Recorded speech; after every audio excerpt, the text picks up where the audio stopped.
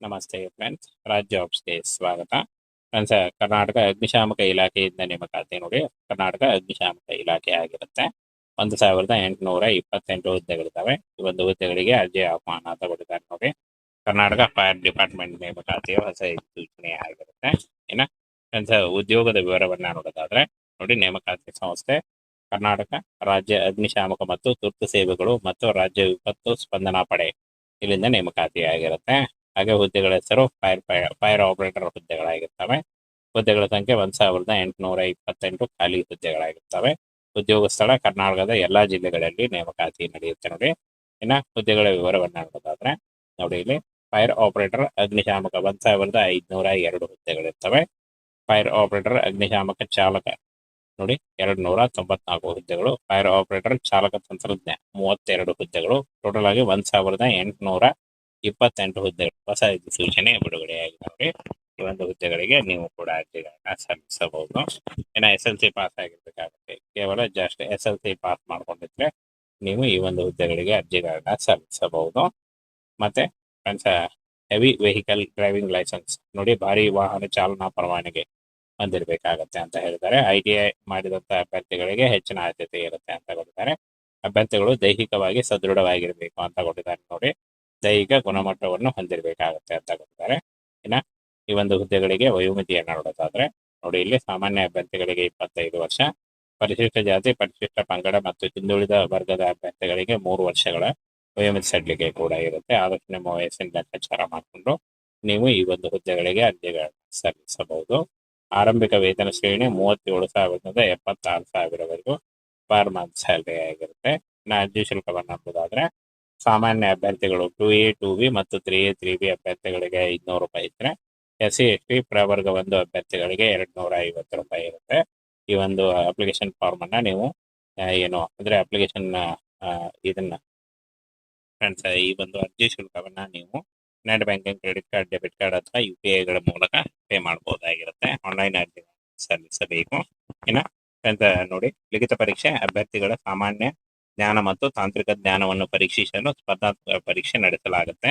ದೈಹಿಕ ಸಹಿಷ್ಣುತೆ ET, ಓಟ, ಜಿಗಿತ ಮುಂತಾದ ದೈಹಿಕ ಚಟುವಟಿಕೆಗಳ ಮೂಲಕ ಸಾಮರ್ಥ್ಯ ಪರೀಕ್ಷಿಸಲಾಗುವುದು ಅಂತ ಕೊಟ್ಟಿದ್ದಾರೆ. ದೈಹಿಕ ಸಾಮರ್ಥ್ಯ ಪರೀಕ್ಷೆ PSC, ಈ ಎತ್ತರ ಮತ್ತು ಎದೆ ಅಳತೆಯನ್ನ ಪರಿಶೀಲಿಸಲಾಗುತ್ತೆ ಅಂತ ಹೇಳಿದ್ದಾರೆ.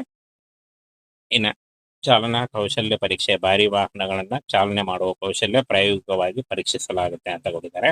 ವೈದ್ಯಕೀಯ ತಪಾಸಣೆ ಇರುತ್ತೆ. ಆನಂತರ ದಾಖಲೆ ಪರಿಶೀಲನೆ ಮೂಲಕ ಆಯ್ಕೆಯನ್ನ ಮಾಡಿಕೊಳ್ಳಲಾಗುತ್ತೆ ನೋಡಿ. ಈ ರೀತಿಯಾಗಿ ಅರ್ಜಿ ಸಲ್ಲಿಕೆ ಪ್ರಾರಂಭ ಆಗುತ್ತೆ. ನಮಸ್ತೆ ಫ್ರೆಂಡ್ಸ್, ರಾಜ್ ಜಾಬ್ಸ್ಗೆ ಸ್ವಾಗತ. ಫ್ರೆಂಡ್ಸ್, ಕರ್ನಾಟಕ ಅಗ್ನಿಶಾಮಕ ಇಲಾಖೆಯಿಂದ ನೇಮಕಾತಿ ನೋಡಿ. ಕರ್ನಾಟಕ ಅಗ್ನಿಶಾಮಕ ಇಲಾಖೆ ಆಗಿರುತ್ತೆ. 1828 ಹುದ್ದೆಗಳಿದ್ದಾವೆ. ಈ ಒಂದು ಹುದ್ದೆಗಳಿಗೆ ಅರ್ಜಿ ಆಹ್ವಾನ ತಗೊಂಡಿದ್ದಾರೆ ನೋಡಿ. ಕರ್ನಾಟಕ ಫೈರ್ ಡಿಪಾರ್ಟ್ಮೆಂಟ್ ನೇಮಕಾತಿಯ ಹೊಸ ಸೂಚನೆ ಆಗಿರುತ್ತೆ.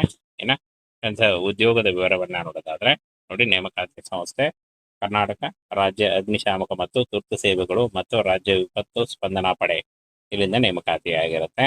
ಹಾಗೆ ಹುದ್ದೆಗಳ ಹೆಸರು ಫೈರ್ ಆಪರೇಟರ್ ಹುದ್ದೆಗಳಾಗಿರ್ತವೆ. ಹುದ್ದೆಗಳ ಸಂಖ್ಯೆ 1828 ಖಾಲಿ ಹುದ್ದೆಗಳಾಗಿರ್ತವೆ. ಉದ್ಯೋಗ ಸ್ಥಳ ಕರ್ನಾಟಕದ ಎಲ್ಲಾ ಜಿಲ್ಲೆಗಳಲ್ಲಿ ನೇಮಕಾತಿ ನಡೆಯುತ್ತೆ ನೋಡಿ. ಇನ್ನ ಹುದ್ದೆಗಳ ವಿವರವನ್ನ ನೋಡೋದಾದ್ರೆ ನೋಡಿ, ಇಲ್ಲಿ ಫೈರ್ ಆಪರೇಟರ್ ಅಗ್ನಿಶಾಮಕ 1502 ಹುದ್ದೆಗಳಿರ್ತವೆ. ಫೈರ್ ಆಪರೇಟರ್ ಅಗ್ನಿಶಾಮಕ ಚಾಲಕ ನೋಡಿ 294 ಹುದ್ದೆಗಳು. ಫೈರ್ ಆಪರೇಟರ್ ಚಾಲಕ ತಂತ್ರಜ್ಞ 32 ಹುದ್ದೆಗಳು. ಟೋಟಲ್ ಆಗಿ 1828 ಹುದ್ದೆಗಳು. ಹೊಸ ಸೂಚನೆ ಬಿಡುಗಡೆಯಾಗಿದೆ ನೋಡಿ. ಈ ಒಂದು ಹುದ್ದೆಗಳಿಗೆ ನೀವು ಕೂಡ ಅರ್ಜಿಗಳನ್ನ ಸಲ್ಲಿಸಬಹುದು. ಇನ್ನು SLC ಪಾಸ್ ಆಗಿರ್ಬೇಕಾಗುತ್ತೆ. ಕೇವಲ ಜಸ್ಟ್ SLC ಪಾಸ್ ಮಾಡ್ಕೊಂಡಿದ್ರೆ ನೀವು ಈ ಒಂದು ಹುದ್ದೆಗಳಿಗೆ ಅರ್ಜಿಗಳನ್ನ ಸಲ್ಲಿಸಬಹುದು. ಮತ್ತೆ friends, heavy vehicle driving licence ನೋಡಿ, ಭಾರಿ ವಾಹನ ಚಾಲನಾ ಪರವಾನಗಿ ಹೊಂದಿರಬೇಕಾಗತ್ತೆ ಅಂತ ಹೇಳಿದ್ದಾರೆ. ITI ಮಾಡಿದಂತ ಅಭ್ಯರ್ಥಿಗಳಿಗೆ ಹೆಚ್ಚಿನ ಆದ್ಯತೆ ಇರುತ್ತೆ ಅಂತ ಕೊಟ್ಟಿದ್ದಾರೆ. ಅಭ್ಯರ್ಥಿಗಳು ದೈಹಿಕವಾಗಿ ಸದೃಢವಾಗಿರ್ಬೇಕು ಅಂತ ಕೊಟ್ಟಿದ್ದಾರೆ ನೋಡಿ. ದೈಹಿಕ ಗುಣಮಟ್ಟವನ್ನು ಹೊಂದಿರಬೇಕಾಗತ್ತೆ ಅಂತ ಕೊಟ್ಟಿದ್ದಾರೆ. ಇನ್ನ ಈ ಒಂದು ಹುದ್ದೆಗಳಿಗೆ ವಯೋಮಿತಿಯನ್ನು ನೋಡೋದಾದ್ರೆ ನೋಡಿ, ಇಲ್ಲಿ ಸಾಮಾನ್ಯ ಅಭ್ಯರ್ಥಿಗಳಿಗೆ 25 ವರ್ಷ, ಪರಿಶಿಷ್ಟ ಜಾತಿ, ಪರಿಶಿಷ್ಟ ಪಂಗಡ ಮತ್ತು ಹಿಂದುಳಿದ ವರ್ಗದ ಅಭ್ಯರ್ಥಿಗಳಿಗೆ 3 ವರ್ಷಗಳ ವಯೋಮಿತಿ ಸಡಿಲಿಕೆ ಕೂಡ ಇರುತ್ತೆ. ಆದಷ್ಟು ನಿಮ್ಮ ವಯಸ್ಸಿನ ಲೆಕ್ಕಾಚಾರ ಮಾಡಿಕೊಂಡು ನೀವು ಈ ಒಂದು ಹುದ್ದೆಗಳಿಗೆ ಅರ್ಜಿಗಳನ್ನು ಸಲ್ಲಿಸಬಹುದು. ಆರಂಭಿಕ ವೇತನ ಶ್ರೇಣಿ 37,000ದಿಂದ 76,000ವರೆಗೂ ಪರ್ ಮಂತ್ ಸ್ಯಾಲರಿ ಆಗಿರುತ್ತೆ. ಇನ್ನು ಅರ್ಜಿ ಶುಲ್ಕವನ್ನು ನೋಡೋದಾದ್ರೆ ಸಾಮಾನ್ಯ ಅಭ್ಯರ್ಥಿಗಳು 2A 2B ಮತ್ತು 3A 3B ಅಭ್ಯರ್ಥಿಗಳಿಗೆ 500 ರೂಪಾಯಿ ಇದ್ರೆ, SC ST ಪ್ರವರ್ಗ 1 ಅಭ್ಯರ್ಥಿಗಳಿಗೆ 250 ರೂಪಾಯಿ ಇರುತ್ತೆ.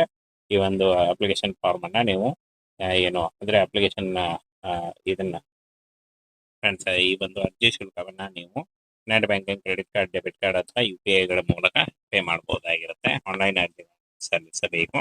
ಇನ್ನು ಫ್ರೆಂಡ್ಸ್ ನೋಡಿ, ಲಿಖಿತ ಪರೀಕ್ಷೆ ಅಭ್ಯರ್ಥಿಗಳ ಸಾಮಾನ್ಯ ಜ್ಞಾನ ಮತ್ತು ತಾಂತ್ರಿಕ ಜ್ಞಾನವನ್ನು ಪರೀಕ್ಷಿಸಲು ಸ್ಪರ್ಧಾತ್ಮಕ ಪರೀಕ್ಷೆ ನಡೆಸಲಾಗುತ್ತೆ. ದೈಹಿಕ ಸಹಿಷ್ಣುತೆ ET, ಊಟ, ಜಿಗಿತ ಮುಂತಾದ ದೈಹಿಕ ಚಟುವಟಿಕೆಗಳ ಮೂಲಕ ಸಾಮರ್ಥ್ಯ ಪರೀಕ್ಷಿಸಲಾಗುವುದು ಅಂತ ಕೊಟ್ಟಿದ್ದಾರೆ. ದೈಹಿಕ ಸಾಮರ್ಥ್ಯ ಪರೀಕ್ಷೆ PST, ಈ ಎತ್ತರ ಮತ್ತು ಎದೆ ಅಳತೆಯನ್ನ ಪರಿಶೀಲಿಸಲಾಗುತ್ತೆ ಅಂತ ಹೇಳಿದ್ದಾರೆ. ಇನ್ನು ಚಾಲನಾ ಕೌಶಲ್ಯ ಪರೀಕ್ಷೆ, ಭಾರಿ ವಾಹನಗಳನ್ನ ಚಾಲನೆ ಮಾಡುವ ಕೌಶಲ್ಯ ಪ್ರಾಯೋಗಿಕವಾಗಿ ಪರೀಕ್ಷಿಸಲಾಗುತ್ತೆ ಅಂತ ಕೊಟ್ಟಿದ್ದಾರೆ. ವೈದ್ಯಕೀಯ ತಪಾಸಣೆ ಇರುತ್ತೆ. ಆನಂತರ ದಾಖಲೆ ಪರಿಶೀಲನೆ ಮೂಲಕ ಆಯ್ಕೆಯನ್ನ ಮಾಡಿಕೊಳ್ಳಲಾಗುತ್ತೆ. ನೋಡಿ, ಈ ರೀತಿಯಾಗಿ ಫ್ರೆಂಡ್ಸ್ ಈ ಒಂದು ಹುದ್ದೆಗಳಿಗೆ ಜೂನ್ ನಲ್ಲಿ ಅರ್ಜಿ ಸಲ್ಲಿಕೆ ಶುರುವಾಗುತ್ತೆ. ಜೂನ್ ಅರ್ಜಿ ಸಲ್ಲಿಕೆ ಪ್ರಾರಂಭ ಆಗುತ್ತೆ.